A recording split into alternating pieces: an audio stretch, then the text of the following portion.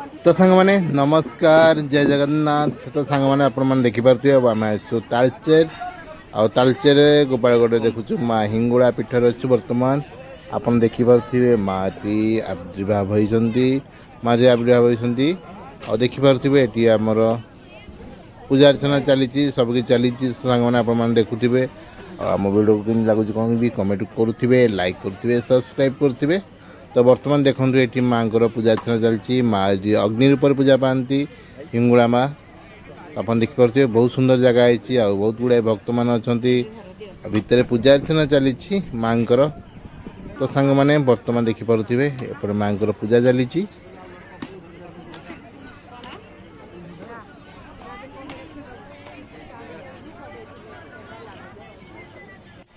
तो सांग मैंने एपटे माँ को पूजा सारी आम आसलु मंदिर आड़े देखिए बाइक फाइक बहुत गुड़ाए अच्छी आ बर्तमान आम मंदिर आड़े जीवु।